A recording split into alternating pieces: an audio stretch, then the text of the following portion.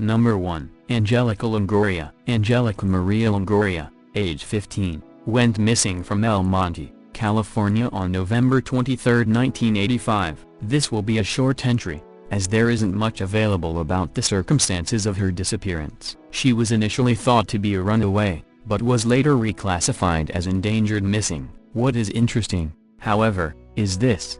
1. A 2009 blog response on Charlie Project, where law enforcement is quoted as saying they came close to locating her in Illinois, but that she had quickly left her home there before police were able to make contact with her. Law enforcement suggested that she does not want to be found. 2. A 2012 video posted on YouTube by a family member of Angelica's. I can't hear the darn thing because my speakers decided to take a dump a few days ago, and I haven't gotten around to replacing them yet, but I was able to read the description, which includes a plea to any dentists who worked in El Monte, that might have had Angelica as a patient, explaining that police are in need of her dental records. This, to me, implies that her family, and law enforcement, for that matter, is considering the possibility that she may be deceased. I replied to her video, asking if she is aware of any possible sighting in Illinois. I couldn't find any public record of her. There is someone by the same name and of the same age showing up in Pennsylvania,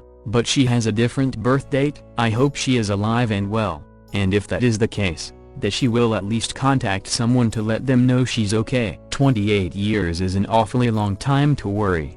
Number 2. Lori Amico. Lori Jean Amico, age 22-23, went missing from Fort Lauderdale, Florida on February 20, 1976. According to her husband at the time, Anthony Amico, she left home to go to the drugstore and never returned. This article, which is basically a life story of Anthony Tony Amico, alludes to mob connections, gambling, shoddy business dealings, and his continually blocked quest to own a casino. At 20, he married Lori Peckhole, a high school friend and daughter of one of Las Vegas' most powerful real estate developers. The couple had a son. His wife and mother-in-law pressed him to quit the casinos and join the family business, but he refused. Eventually the couple split up.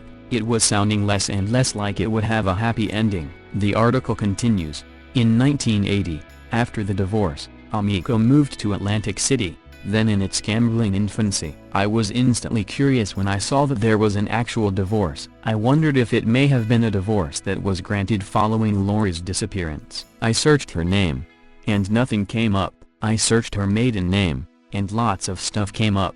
Lots of stuff that indicates she is alive and well, remarried, and back living in Las Vegas with her family. It doesn't appear that she's hiding. Several weeks ago, before I even considered profiling her on my blog, I sent an email to the law enforcement contact listed in NamUs, explaining what I'd found, and that I believe Lori is not really missing. I got no response, and she is still listed as missing on NamUs. I may remove this post once this case is officially resolved, as I certainly don't want to violate her privacy, but in the meantime, I feel that it's necessary to bring attention to the fact that, unless there is some crazy coincidence with names, ages, and places, Lori is not going to match up to any unidentified remains, such as this one where she was suggested as a possible match, and I would hate to see valuable resources spent trying. I'd guess that Lori would hate that too.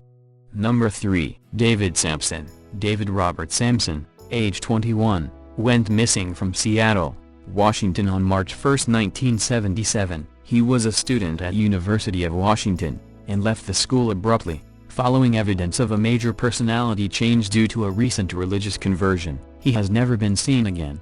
He had a green hiking pack, a blue sleeping bag, extensive survival gear, a Bible, and religious materials when he vanished. He wore a blue or green ski jacket, blue jeans, and hiking boots. His interests included botany, alpine survival hiking, and environmental concerns. I can't find any mention of alpine survival hiking on the internet, and have no idea what it means, unless it was an indication that he'd wanted to go hike on the Swiss Alps. I thought the religious conversion, the abrupt departure from his college, and the interest in environmental concerns may suggest he'd joined a cult, although research of some of the more well-known cults didn't seem to mesh with Bible-toting. There are several that promoted environmentalism, however. Hare Krishna was probably the most well-known, so I researched some religions the first being Jehovah's Witnesses, because of the mention that he'd been carrying religious materials in addition to his Bible. They didn't, and still don't, seem to have a strong stance on environmentalism.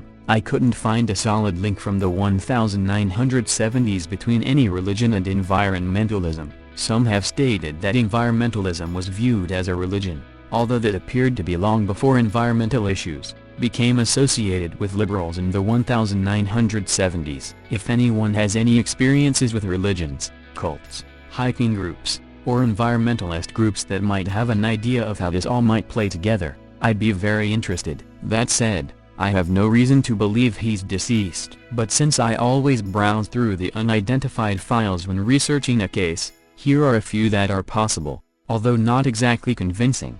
This is the best timing compared to David's disappearance, found about 6 months later. The victim was found in a landfill along with trash that had been brought from Seattle. The height is off by about 4 inches, victim listed as 5'8" while David is listed as 6'0". The dark brown, black hair color matches that of David. This one was found in the woods in 1978, and was believed to have died between 1975–1979. Huh? Seriously, that's what it says. His hair was brown, and braided. He wore a metal braided ring. The height is exactly right. Lastly, this one was found in 1983, and he is believed to have died between 1970–1981. He was found at the mouth of an animal den near 42003 say 166th Street in North Bend, Washington, same county as Seattle. Age at the time of death cannot be determined, nor can height and weight. David was born in the Bakersfield area of California. His case never got any mainstream media publicity, that I can find, until very recently, when he was featured by the Seattle Post-Intelligencer in a slideshow of Washington's cold case missing persons. It only repeats the information that is anonymous and doesn't offer any clues as to where he might have gone. Lastly, I wanted to mention that there seems to be something unique about David's mouth in the photo posted above. I'm not sure if it's a result of smeared ink, or if someone tried to draw on part of the lips with a pen, or if there actually is something unusual about his upper teeth and or lips near the corner of his mouth.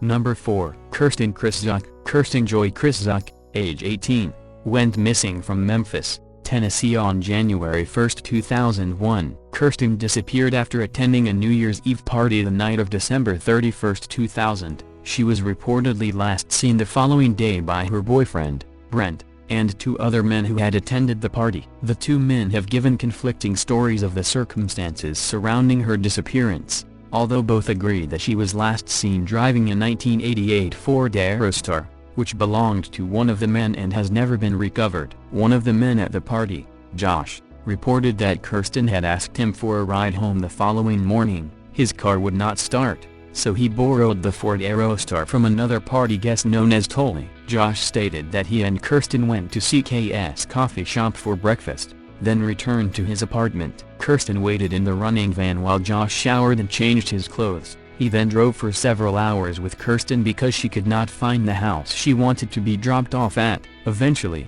Josh drove her back to her boyfriend's house, and as he exited the van, Kirsten jumped into the driver's seat and drove off, circling around the block a few times, laughing and pointing at Josh as she drove by, before turning a corner and never coming back. Josh claimed that he had to get gas twice during the drive, which took them through West Memphis, and even into Mississippi. Josh claimed that Kirsten was acting strangely during the drive, smiling and laughing one minute, crying the next, and dancing in her seat, trying to put the moves on him the next. He claimed he shot her down. Josh was asked about Kirsten by a news reporter a few years later, and responded with "That name sounds familiar." Kirsten's boyfriend Brent said that he had been in a neighbor's apartment across the street on the morning of January 1st, and through the window he saw Josh and Kirsten pull up in the 1988 Ford Aerostar. Brent stated that Josh, Kirsten, and another man named Sean were in the vehicle. He watched as Kirsten went to his door and knocked, returned to the car, and then returned to Brent's door again with Josh and Sean. He then saw all 3 of them get back in the van and leave. Brent said that Josh called him at about 2 p.m. that day, and told him that Kirsten had stolen the van while he stopped to get gas. When asked by a reporter about Kirsten, Brent commented that he believed Kirsten died of an overdose, given the path she was taking at the time. Although both versions of the story involve Kirsten stealing the van, there is no record that the van was reported stolen. The owner of the van has stated that he did report it missing, and has refused to discuss the case with the media. Kirsten was living with a man named Earl at the time of her disappearance, and he contacted Kirsten's parents when Kirsten did not return home after a couple days. According to Earl, he and Kirsten did not have a romantic relationship but were simply roommates. Kirsten had some problems. She began to spiral into a high-risk lifestyle following her parents' divorce. She was involved with drugs, and frequently drifted between places and men. She had also run away in the past, which caused a very delayed reaction by law enforcement to her disappearance. The weather was poor on the morning Kirsten disappeared. The roads were icy and it had been snowing. Kirsten was last seen wearing a light jacket and a mini skirt. Her family does not believe she would have been gone this long without contacting them. There was some excellent coverage of Kirsten's disappearance in 2007, which exposed the fact that investigators had not spoken with any of the witnesses in Kirsten's case since 2001. Frustrated, Kirsten's family attempted to have the case transferred to the Homicide Division, but were unsuccessful because there was no evidence of a crime. In 2008, the case was finally transferred to the Homicide Division, and an article indicated that they would be re-interviewing those who were last with Kirsten, and following up on tips that were uncovered by the media in the above-mentioned 2007 press coverage. It was stated that Homicide was better equipped to put pressure on the witnesses, whose conflicting stories trouble Kirsten's family. It was a very promising article. However, I have not seen any updates on her case since 2008, other than an increase in the reward to $17,000 in 2011. It really sounded like they were going to make some headway. If this case had been taken seriously at the time, they could have asked which gas stations Josh stopped at while driving Kirsten around. The gas stations probably had cameras and could have verified his story. If the van were actually stolen at a gas station, the attendant would likely have been aware of the stranded driver on his premises. Also, I'm sure there were other people at this party besides the 4 men already mentioned, that could have seen something. They probably would have remembered something unusual back then, but it's been 12 years now. A few unusual things found around the net. One of the recent boyfriends of Kirsten's mentioned in a news article was a man named Yaji Garibaldi. According to his MySpace, he came across the article,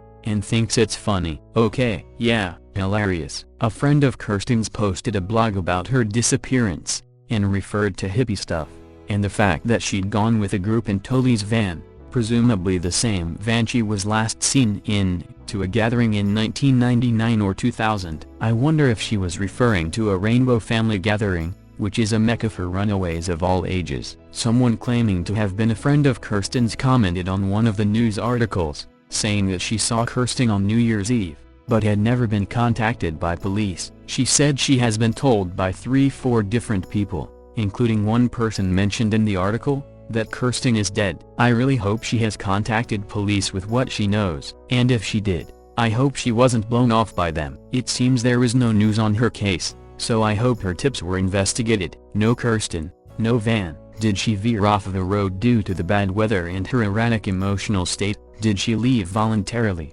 selling the van somewhere along the way? Or is something more sinister hidden in the conflicting stories given by fellow partygoers?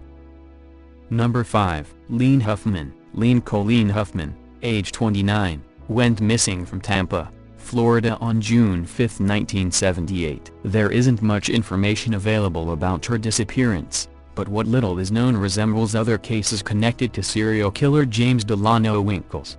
Leanne Huffman left home in her vehicle, and was never seen again. Her vehicle was located 3 days later at a Holiday Inn in Tampa. Patricia Action, a little over a week earlier, had left her new job in Clearwater, Florida, and drove to a Ramada Inn lounge for drinks with co-workers to celebrate her first paycheck. Halfway through a drink, she excused herself to use the restroom, and was never seen again. Her car was found about 4 days later at Days Inn in Tarpon Springs. Barbara Barkley went missing in 1981, and was last seen working alone in a furniture store in Pinellas Park, Florida. Her car was found 4 days later in a nightclub parking lot, at the same intersection where Patricia Action had gone missing from. James Winkles has been named a suspect in Barbara's case, according to media accounts. Elizabeth Graham, who had just started working for Pampered Poodles as a dog groomer, was on her way to a house call on September 9, 1980, and was never seen again. Her vehicle was found with a tire slashed in front of a vacant house. Winkles confessed to abducting and killing Elizabeth,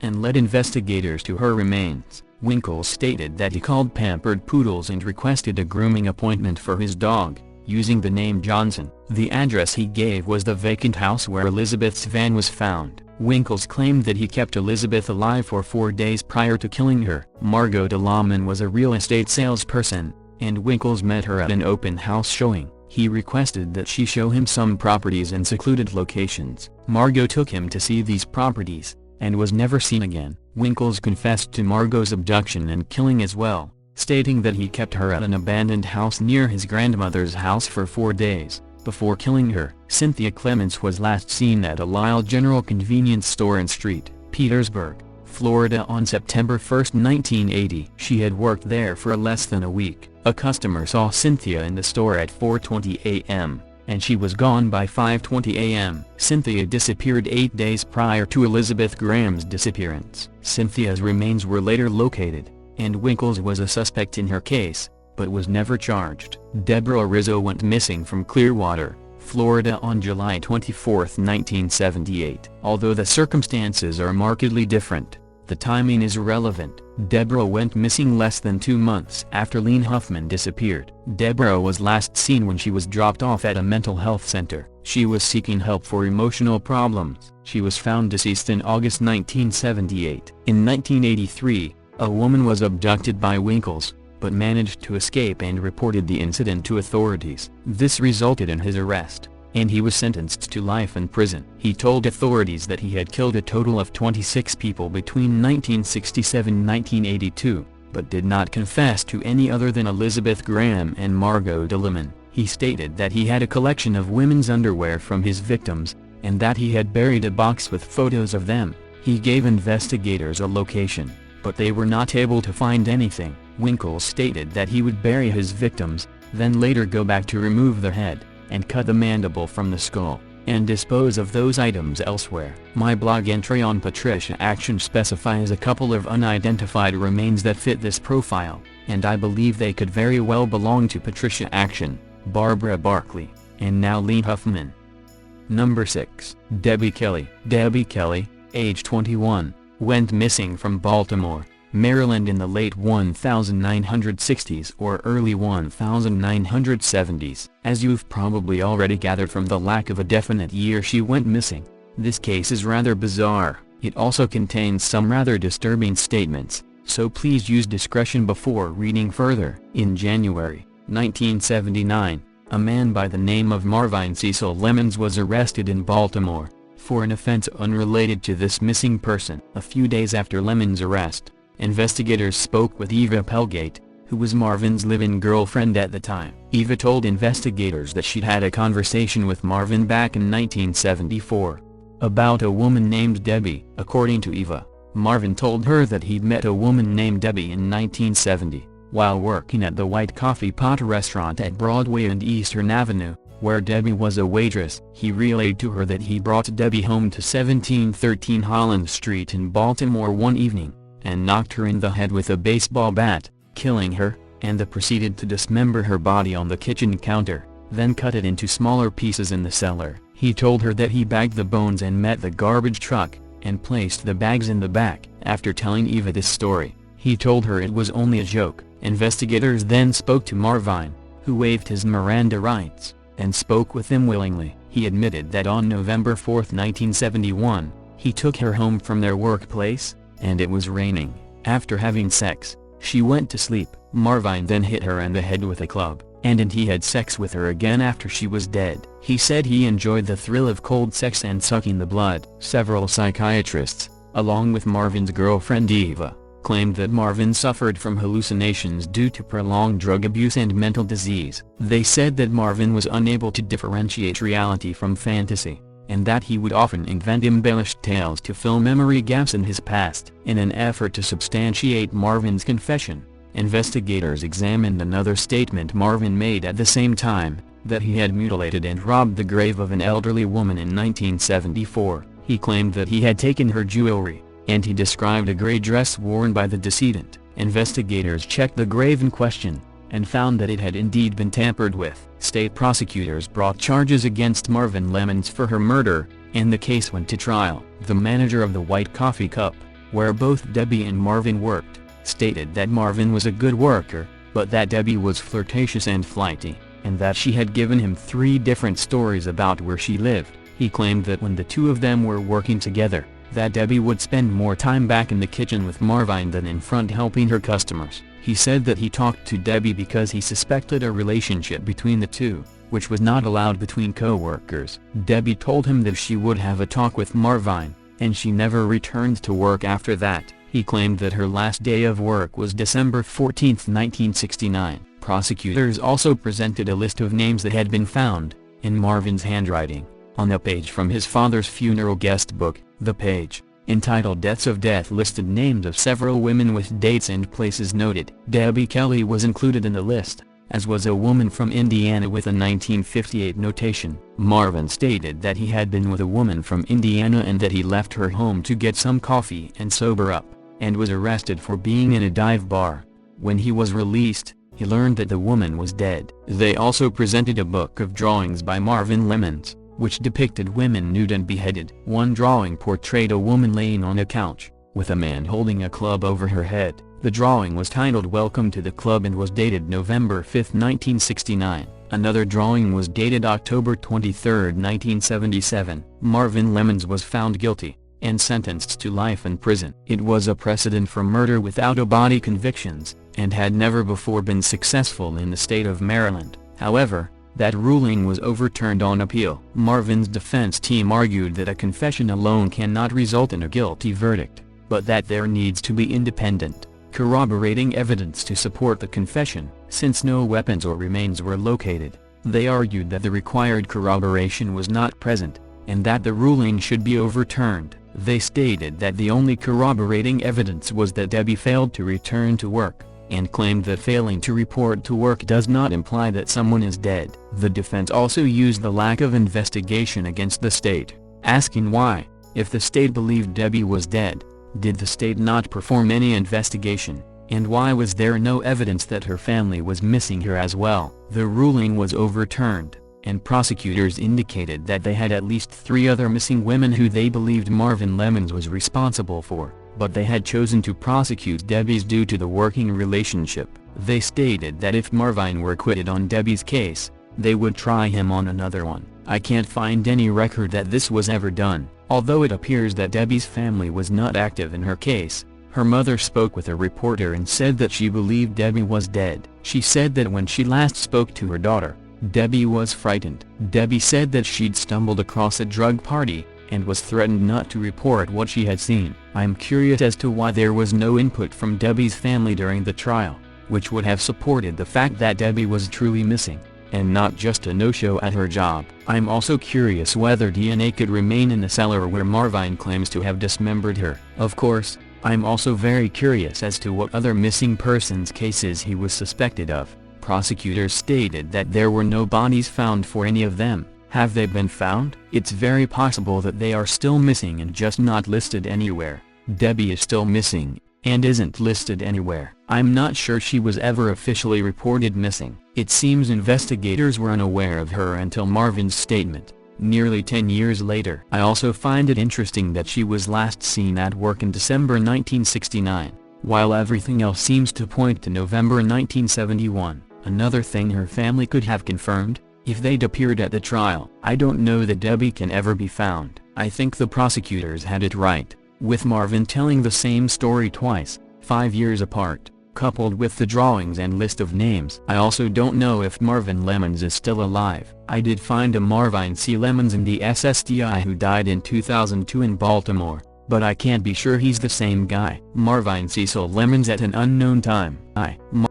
Number 7. Christine Markey. Christine Markey, age 22, went missing from Oneida, New York in January 1993. There are a good 20-30 articles archived on Christine's disappearance, and the circumstances of her disappearance vary depending on which article you read. The earliest articles, which were published in February 1993, portray it this way. City Police Sergeant John Deschamps said Markey was last seen at 8:30 a.m. in the Elizabeth Street home she shared with a roommate. "It bothers me a lot," said Tracy Tabor, 22, now of Conestoga. "We've been roommates for close to 6 years now. I don't think she's out gallivanting around. I think something's going on. I think something's happened."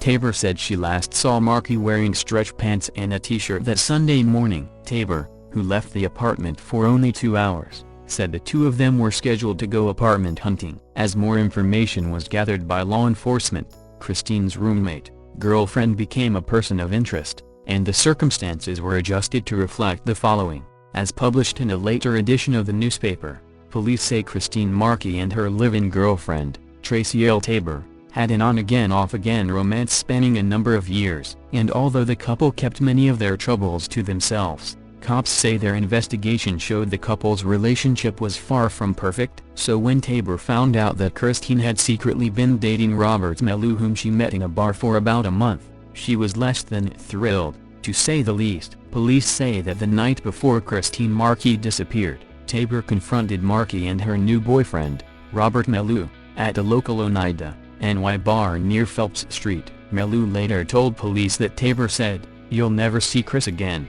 This was just hours after Melou says he witnessed the two women arguing allegedly about his relationship with Markey in their home. In a statement to police, Melou says Markey and Tabor yelled profanities at one another, while Melou and a male friend listened. After the argument at home, Markey and Melou went to a local bar, and as they were leaving, Tabor pulled up in her car and demanded that Markey get in. That was the last time Melou ever saw Markey. The landlord let Markey's boyfriend into her apartment, but no one was there. Suspicious disappearance. Christine's landlord told police that the next day she saw Christine enter her apartment at 474 Elizabeth Street in Oneida with Tabor, but other than this, Markey has not been seen since the early morning hours of January 10, 1993. This makes the last seen date January 11, based on the landlord's sighting of Christine. This is relevant, because it is the difference between a Sunday and a Monday, a non-work day and a work day. A work day would not be a likely day for Christine and her girlfriend to go apartment hunting.